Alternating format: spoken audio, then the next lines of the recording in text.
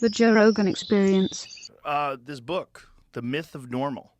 This is your book. Yeah, it's called The Myth of Normal Trauma, Illness, and Healing in a Toxic Culture. And it kind of sums up everything I've ever learned. What exactly is toxic about our culture? Is that a too big a question? No, it's the central question. Yeah. Um, if you imagine you're a microbiologist in a laboratory growing microorganisms in a petri dish, that's called a culture. You know, you put in a brew and with the right nutrients and the microorganisms thrive and they multiply. But if a lot of them start getting sick and a lot of them start dying, you'd say this is a toxic culture. Now, if you look at what's happening in North America now, there's an article in the New York Times 10 days before we speak of a teenager being on 10 different psychiatric medications. 10 different psychiatric medications. More and more kids are being diagnosed with ADHD, with anxiety, with depression. The rate of childhood suicide is going up, and they're saying, what's going on here? Why is this going on? More and more people getting autoimmune disease, mental health issues. The overdose crisis in the States, over 100,000 people died of overdoses. Either we assume that these are all accidents and sort of blows of misfortune, or we get that there's something about this culture that's fomenting so much illness. 70% of American adults are on at least one medication. 70. 70, yeah. 40% are on about two at least.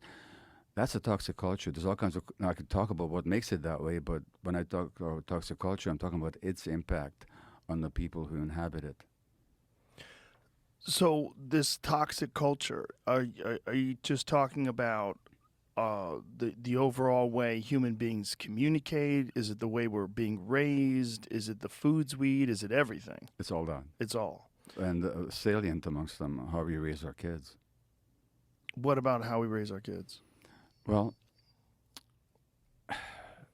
if you look at how human beings evolved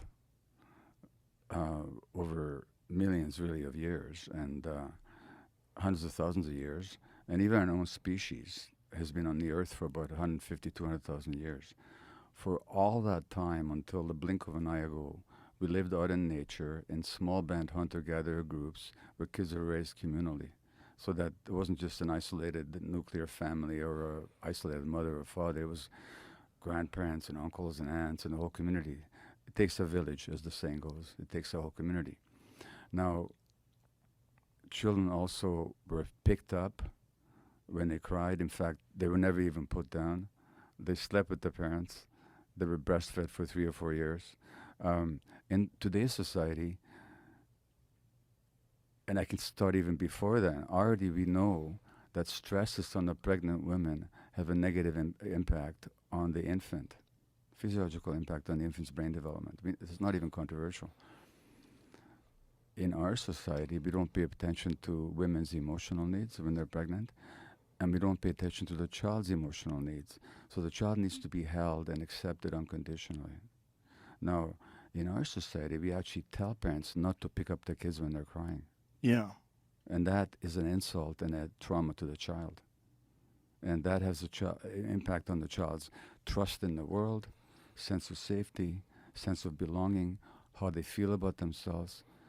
You know, in the book I talk about my mom, and I talk about my own infancy in Budapest, Hungary, as a Jewish infant under the Nazis. So you can imagine how stressed my mom was. But forget the Nazis for a minute. I read her diary, and she writes, this is when I'm 2 weeks of age, and we're in the maternity hospital. And she says, my poor little Gabor, my heart is breaking for you because you want to be fed and you're hungry, but I promised the doctor I would only feed you every 4 hours.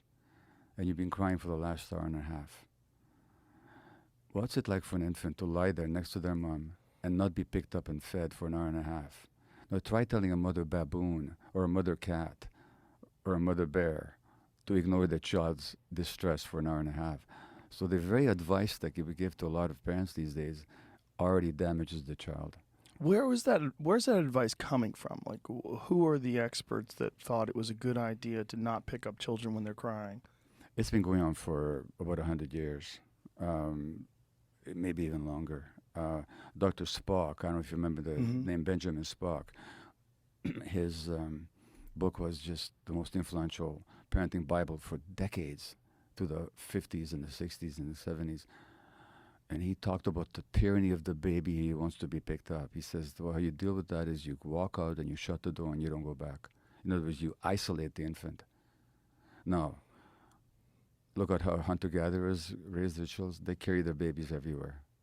I met a Cree woman once who told me in our community, kids weren't even allowed to touch the ground for 2 years. They were just held all the time. So it's modern life. It's the pressure and stresses of modern life acting on parents that makes it so difficult for them to really be there for the kids. Now, my mother's heart was breaking. She went against her own instincts to follow the doctor's advice. Again, you tell a mother rat or a mother baboon to ignore the baby's cries, and you find out what mother rage is all about. And what does this effect of not holding babies and not comforting them when they cry, what does this have on the child? Well, let's say you're my friend, okay? And you come to me for help as an adult, and I ignore you. What's the impact on you? What are you going to believe? I don't know. I mean, if you ignore me, I'm gonna take into account what the rest of the world says. You might, but what would you believe about my attitude towards you? I would think you're ambivalent. Yeah, and I You don't don't care. care? And exactly. That's Yeah. exactly the impact on the child. Not consciously, but unconsciously, the child makes the assumption that there's something wrong with me. I'm not lovable. The world is an unsafe place, because we learn about our worlds through how we interact with our caregivers. That's the template. I mean, if you ever raised a puppy dog, you know that how you treat that little infant animal has a huge impact on what kind of a creature they're going to develop into. Well, human beings are the same. In fact, even more so.